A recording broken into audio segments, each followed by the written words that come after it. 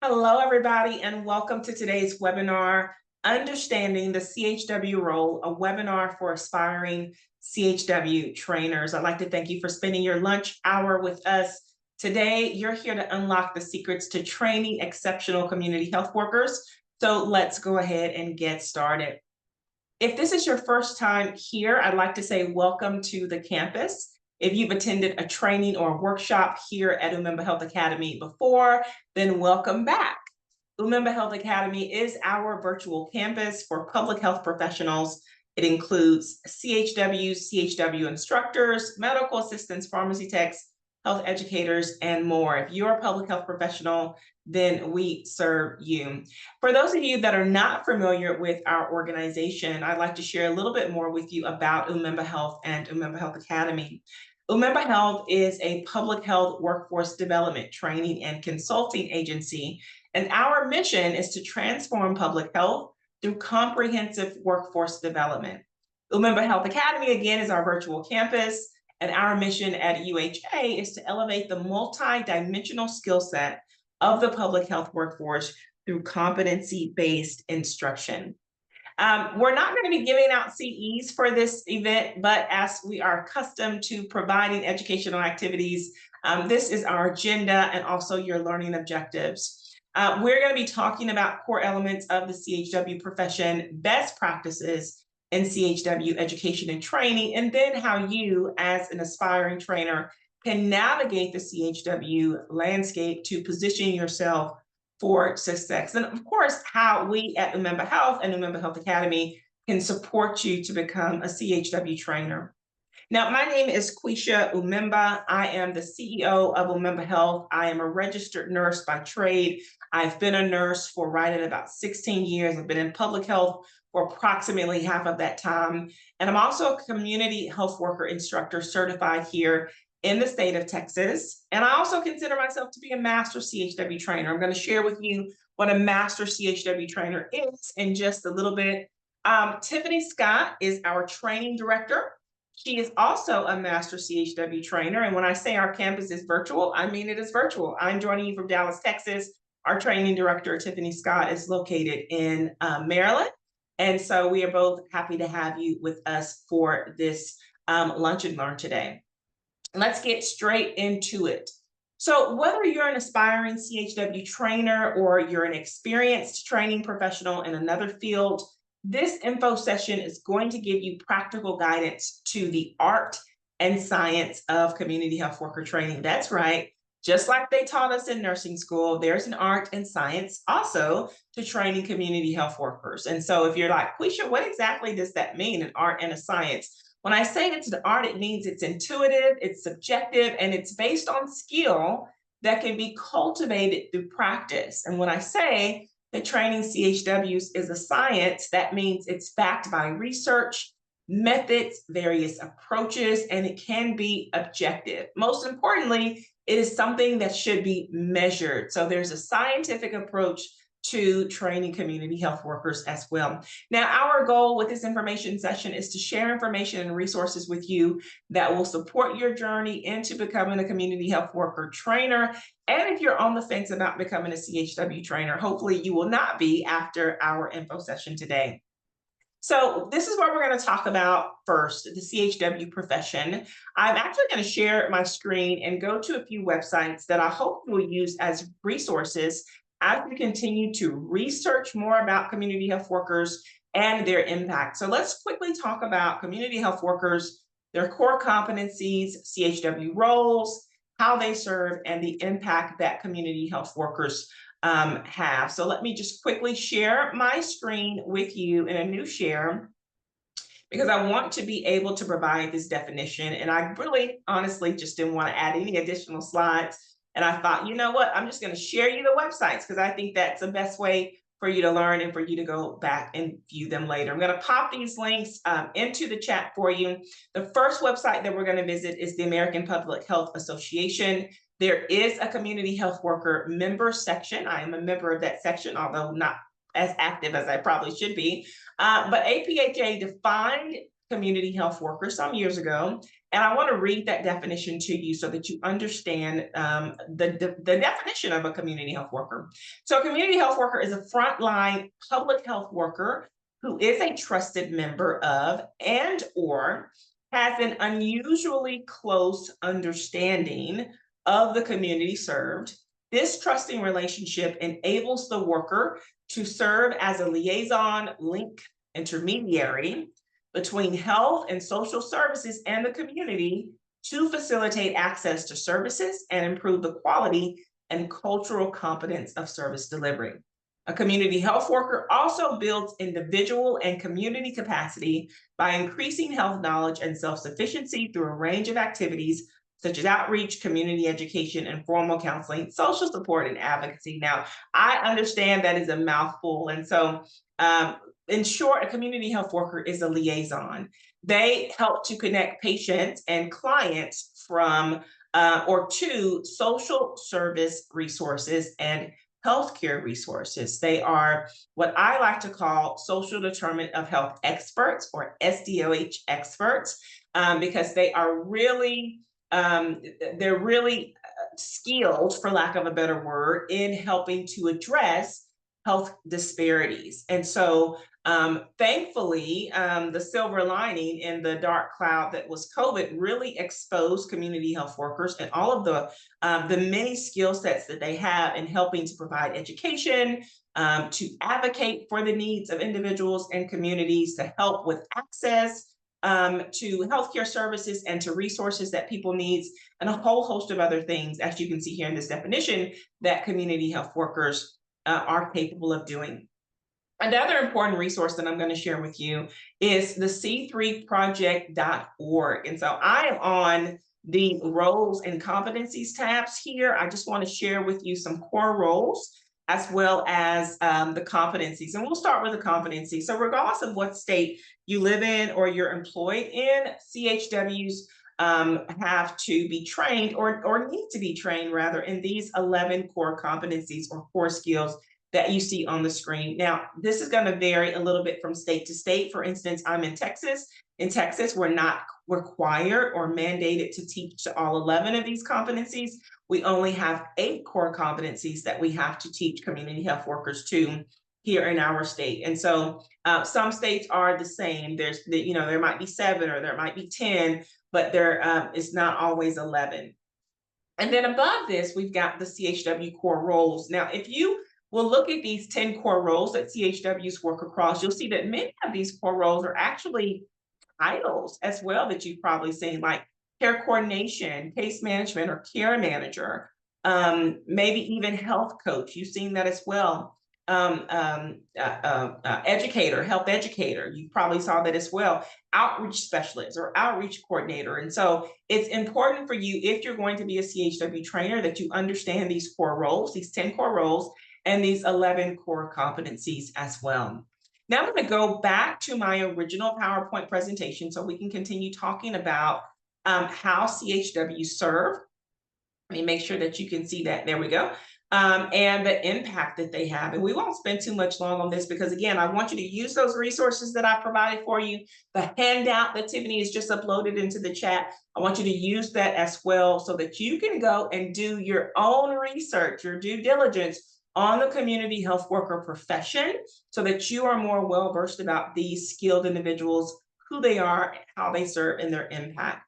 The impact of CHWs is seen in both public health and healthcare. Their work really does help to reduce healthcare costs, improve community health, strengthen our healthcare systems, and empower individuals and communities, specifically or especially in communities that are marginalized, disenfranchised, and vulnerable. And so we talk about that. We're mostly talking about communities of color, maybe immigrant populations, populations that don't speak English as a first language, and all of those populations that are sometimes hard to reach or have been underserved. Now let's talk about the CHW trainer and why we need so many trainers. Well, I believe that we need more trainers. So in just a moment, we're going to look at some CHW job trends, because I do really feel that this field is growing by leaps and bounds. And as more community health workers are needed in the public health workforce, more CHW trainers are going to be needed to support CHWs with ongoing education and professional development. So I wish I had $1 every time someone asks me this question: what is a CHW trainer? A CHW trainer is an individual that's approved to provide instruction and training in one or more of the core competencies. That's it. That's it. One or more of the core competencies. If you have been approved to provide that instruction, then you are a CHW trainer. Now, at Umemba Health, we help CHW trainers contribute to that larger goal of enhancing community health through ongoing education and support. Now, the second most common question I'm asked is, who should be a CHW trainer? CHW trainers can be, of course, community health workers with training experience, healthcare trainers. So again, like a registered nurse or a trainer from another profession, health educators, CHW supervisors, and program managers can all be trained as CHW trainers. Additionally, professionals with a foundation in public or community health may also find this training highly relevant and beneficial. So I'm talking about CHES individuals or certified health education specialists. Those type of individuals may find a certification in as a CHW trainer beneficial as well. And for those of you that are already training community health workers like myself and like Tiffany, you really should strive to become a master CHW trainer. And again, I'm going to talk about a master CHW trainer at the very end of our session here today. Last, what is train the CHW trainer? Great question. We get that all the time as well. Train the CHW trainer is a one-of-a-kind series of training solutions that was developed by Umemba Health, and it's designed for individuals that aspire to elevate their skills in community health training to develop the next generation of community health workers.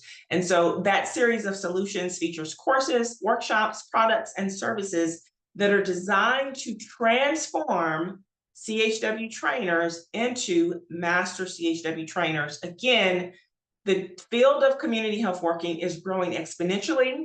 I actually look at it as really similar to what happened, or not even what happened, but the state of the CNA field. And so if you're not familiar with CNA, that stands for Certified Nursing Assistant. CNAs are in hospitals, CNAs are in skilled nursing facilities, they're in nursing homes, they're in home health agencies. It is a profession that many people that are in healthcare actually start out as a CNA. Many nurses start out as a CNA. It is what I can refer to as maybe that entry-level position. And I shouldn't just say entry level, because that is sometimes a lifelong position for a lot of people choose that to be their profession. But in the same way that that profession really exploded and took off, and now you have not only CNAs, but CNA trainers that get people trained to become CNAs. I also see the same thing happening for the CHW profession as well, especially as the general public comes to learn, understand, and trust the CHW as a professional. All right, so I told you were going to learn some best practices in CHW education and training. I'm going to talk to you about a few of those over the next 3 slides. So first things first, if you would like to become a CHW trainer and you want to be an exceptional CHW trainer, you've got to learn how to teach adult learners. So teaching adult learners and andragogy, I always say that, mess up on that word, andragogy, oh my God, is different than teaching kids, which is pedagogy, okay? When you're teaching adults, there are certain principles and assumptions and methods that you have to know and understand, things like popular education, participatory learning, problem-based learning, that are good for you to know so that you know how to cater the material and content to your participants. You also need to be able to teach from nationally aligned curriculum. So that's curriculum that's based on the recommendations set forth by the C3 project. It's a plus. It's even better if it's accredited, meaning there's a licensing, governing, or accrediting approving body here in Texas. Our approving body is the Texas Department of State Health Services. So if you have some agency or entity that can actually look at your curriculum and validate it, that it meets all of the specifications, it looks at the learning objectives, it looks at the activities, the references, and things like that, that's even better because that means you're providing a high quality training to your learners. And then something else that you should also take into consideration is course customization. And this is where I see a lot of programs fail. They have a curriculum, they're teaching it one way, it doesn't change. Here at Mental Health Academy, our instructors will do dynamic teaching, which means you can teach. Yes, we have a curriculum. It is the shell that we use, that we go by. But if something happens in the news, guess what? We're going to talk about what's trending in current events that night, right? And so being able to customize your course, your training course, tailor it to your students, and adjust that course based on learner feedback is extremely important. And again, makes for a high quality training experience. Matter of fact, last week, our students just went through how to do a participant analysis, right? How to conduct a learner evaluations, how to use feedback from a course feedback survey, which is what we give our students about week 4 of our certification courses, so that we know if we need to make any adjustments throughout the rest of our courses. So those are things that a lot of programs fall short. Maybe not the adult learning, but the other sometimes programs will fall short. In addition to that, there are some other training techniques that you need to be including, because training CHWs is, again, not a one-fit-all approach. And so trainer, as a CHW trainer, you really want to incorporate real-world instructional activities. You want to have interactive learning, you want to have role playing, you want to have some real world scenarios. And again, this speaks to what I was saying about having dynamic teaching, just being able to, change as the trends change at the spur of the moment as it calls for, but also having that curriculum that you can fall back on. A couple of other things that are not on here, but if you're taking notes, I want you to write them down. These are 2 skills that you need to have if you want to be an exceptional CHW trainer. And that is, knowing the basics of instructional design. I always say I'm a self-taught instructional designer. So, for those of you that are an instructional designer, don't take offense to it, please. I've just learned enough to know how to develop a high quality curriculum. And that is the second skill, is curriculum development. One thing I know, because I come from a family of educators, my father taught for 35 years, both of my baby sister or younger sisters rather are teachers. They don't teach them how to develop curriculum.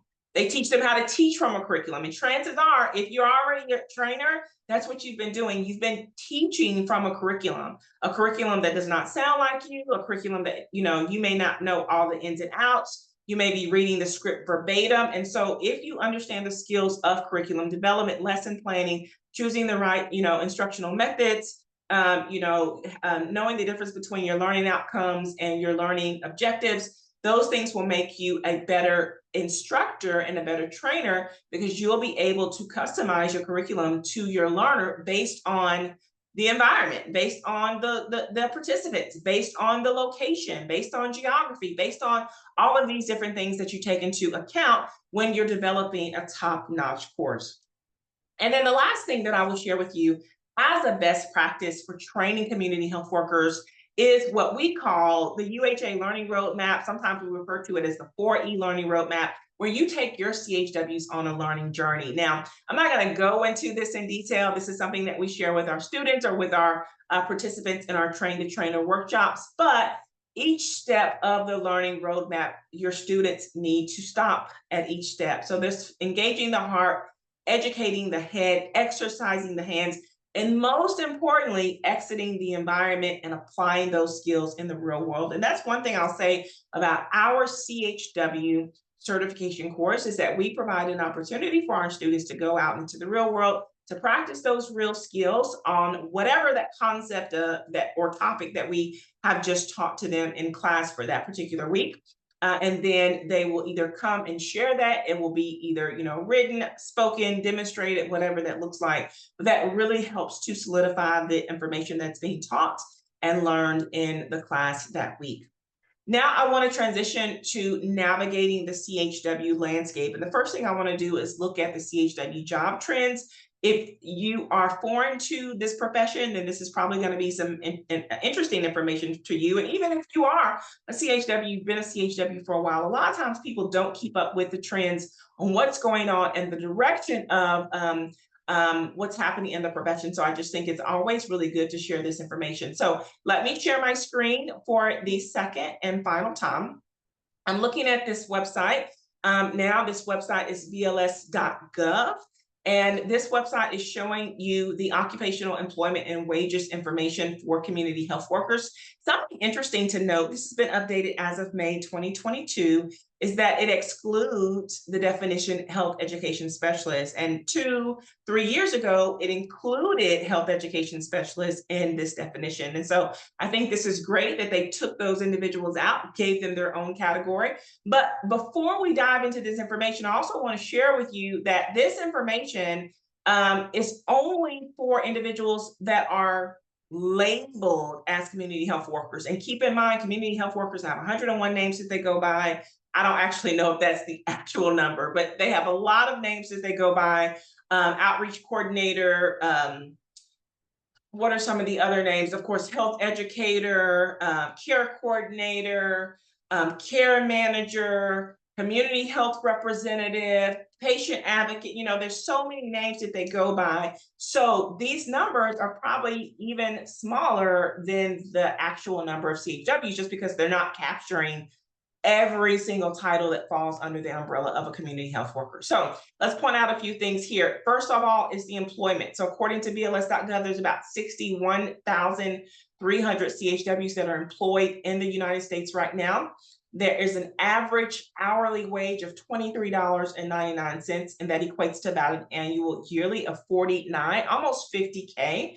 If you look on the lower end, it's saying that the average, not the average, I'm sorry, but the hourly wage on the low end for CHWs is about $15.47. This is up from the last year's numbers, where I think it was about $12, if I'm not mistaken.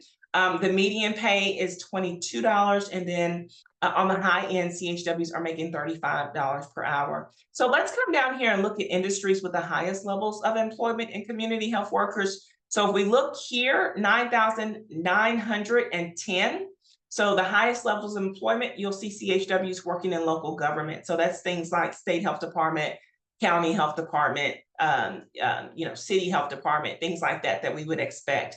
But there's also individual and family service, outpatient care centers, general medical and surgical hospitals, and insurance carriers are by and by increasingly hiring more and more community health workers. Even though it's lagging with the least amount of CHWs being employed, it's a trend that I'm starting to note, that more insurance carriers, again, helping to address those needs, connecting patients to the proper resources, right? So you can see how they would be utilized there. Looking now at the industries with the highest concentration of employment. So if you look, individual and family services has the highest concentration. The lowest concentration, according to this graph, is grant making and giving services. And then top paying industries for community health workers, top paying industries. So if you look all the way on this far right, you see $72,340. That's for scientific research and development services. So we get questions about this all the time, like, where can I find a job like that?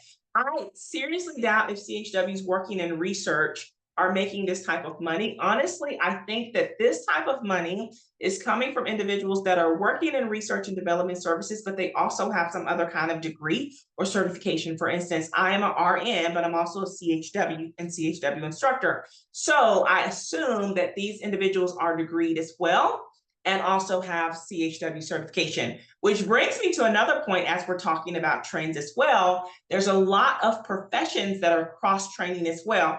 I have trained MDs to be CHWs. I've trained, I'm sorry, not MDs. I've seen that, but I've trained PhDs to be CHWs. I've trained RNs to be CHWs. I've trained social workers to be CHWs. And so you're starting to see where CHWs are in police departments. CHWs are, if you've heard of a term called community paramedicine. So paramedics are being trained in CHW core competencies. I've trained medical assistants to be CHWs as well. So CHWs, they're starting to be in lots of places, including, look at here, dentist offices, right? We even had a student in our fall cohort last year that said that they were putting CHWs in the utility office in the city that she lived, because the thought process behind that was if somebody comes in and they're struggling to pay their light bill, their gas bill, their water bill, chances are there's some other areas in their life that they may need assistance with. Maybe it's housing, maybe it's food, maybe it's job, maybe it's education, whatever that looks like. But there's a CHW now at the utility office. So when people come in there, they can screen them for and provide additional assistance. So great information on BLS.gov. I'm not going to go into some of this other stuff, but I would recommend you come and look at some of the states with the highest employment, highest concentrations of jobs, highest number of CHWs, a lot of other good information. But we're going to get back to our original presentation so I can wrap this up. All righty. So why train community health workers? Hopefully I have been persuasive enough in my argument to share with you or to demonstrate the importance of community health workers, the impact they have, and why, as this profession continues to grow, more trainers will be needed. I'd love to talk to you now about how you can position yourself for success if this is something that you're interested in doing. So we would encourage you to become a CHW trainer or a master trainer. So we've already established a CHW trainer is someone who is trained to provide instruction in one or all of the core competencies for community health workers. But a master CHW trainer is someone that is extremely skilled in training and is also accountable for training other CHW trainers. And so these individuals have extensive knowledge and experience in various specializations like virtual instructor-led training, curriculum development, instructional design, etc. And so again, myself, Tiffany, and also our other instructor, JR Chester, we are all master trainers because we possess this extensive knowledge and experience. Now, there are 4 ways that we currently can help you. Actually, it's more than that, but I'm just going to share with you 4 ways that we can help you. If you're interested in becoming a CHW trainer or a master trainer, one of those ways is to get certified. You can get certified in just 12 weeks. Our next course will begin in the spring of 2024. And that course features 4 weeks of adult learning principles, 4 weeks of instructional design and curriculum development, and 4 weeks of presentation, facilitation skills, and virtual instructor-led training. Other ways that we can help you include our online courses. So we're currently revamping our Train the CHW Trainer online course. We also have a course called Demystifying Curriculum Development. There will be additional courses that will be coming out in 2024. If you like the online self-paced on-demand thing, then online courses will be at your disposal. Live workshops. So we have a Train the CHW Trainer half-day live workshop. It features live teaching, live curriculum development. You get feedback from us in real time. That actually occurs once a quarter. But we also provide that training because it is a condition when organizations license our CHW training curriculum. So if someone licenses the curriculum, since we already have to provide the training for their trainers anyway, we generally tend to open that up for the public. We'll open up maybe 8 seats, 10 seats max. And then you have the opportunity to join the training at that time as well. And again, that's the Train the CHW Trainer online workshop. If you're interested in that, then you'll just have to, stay abreast of our newsletter that comes out on Mondays, or you can always visit the website, umemberhealthacademy.com/courses. And then we also have something that we're going to be launching in 2024 for the entrepreneurial trainer like myself. It's called Biz in a Box. And so we did a Start Your CHW Training Academy last year. It was very popular. We decided to actually add more to it because we want to help you get your business off the ground, your training academy off the ground. And so if you're interested in that, you'll get courses, toolkits, curriculum, and I will actually personally provide you with business startup consultation so that you can get your CHW Training Academy off the ground. Again, I did say there were other ways that we can help you. We do instructor affiliation. We do curriculum licensing. If you visit umemberhealthacademy.com/license our curriculum, you can get that information. So with that being said, I want to just wrap up here. This is our contact information that I have on the screen. Please contact us. We want to hear from you. We want to know how we can be of service. We are eager to talk to you and share with you how we can support you, or we can support your organization if you'd like to get your organization trained or if you like to send people from your organization, we can accommodate you as well. So that's our website, our email. Again, we're located in Dallas, Texas. We can do a virtual training, or we can come to you and do in-person trainings as well. Again, our mission is to transform public health through comprehensive workforce development. We are developing the next generation of public health leaders, and we invite you to help us do the same. With that being said, I'd like to open up the floor for any questions that anyone has. And thank you again so much for giving us your time and attention on this beautiful Friday afternoon. Any questions or comments at this time?